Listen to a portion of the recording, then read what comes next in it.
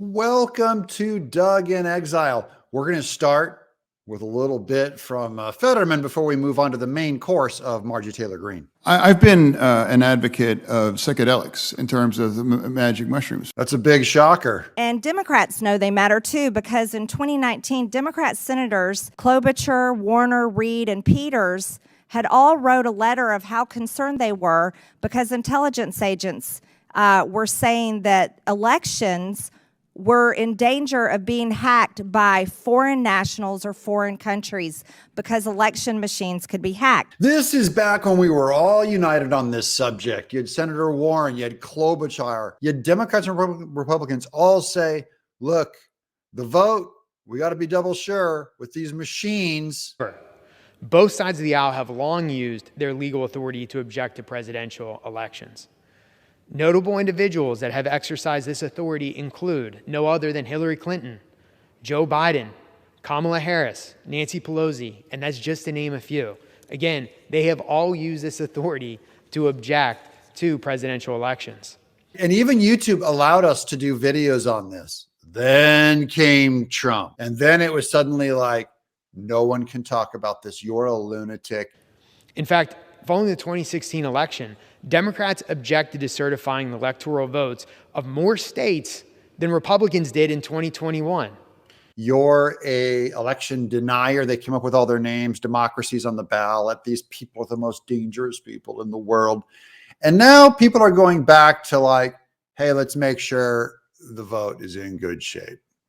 As director of DC Board of Elections, I make no opinion statements.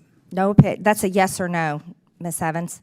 I provide no opinions in my role as the executive director of the District of Columbia. So you're Board of unable to Elections. have it. How do you do your job if you can't give an opinion or an answer? Oh, Margie Taylor Greene whooping the DC Board of Elections.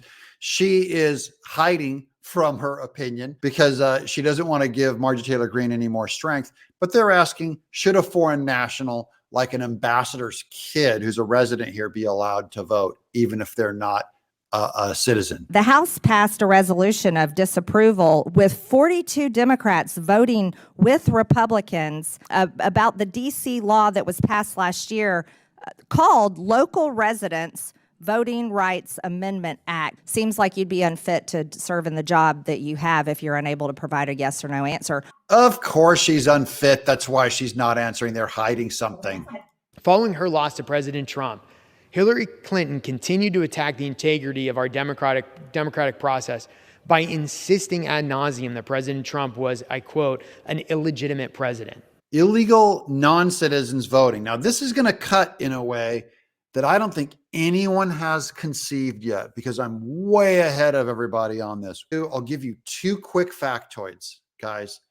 Number one is Modelo beer. Mexican beer is now the number one beer since Bud Light has lost its market share. All the discount beer is going to Modelo. That's Hispanics. Many of them will be illegal aliens.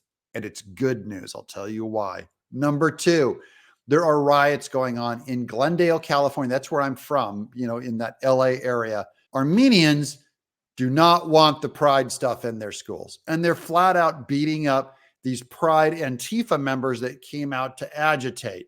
They do not want the Democrats' social issues. So now you have Republicans practically abandoning all these social issues. You know who's going to come and save the day? The illegals coming in over the border. Guess what they don't want? They're to the right of the Republican Party on social issues.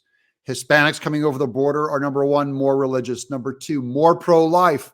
Number three, more against gay marriage. Now, guess what's going to happen when illegals start voting on those social issues and start beating the Democrats in the ballot box? You tell them about abortion too. They're religious Catholics. They'll never go for it. They're way more conservative on social issues. They may end up saving America from decline. Radical, I know. That's my position. I'm Doug in Exile.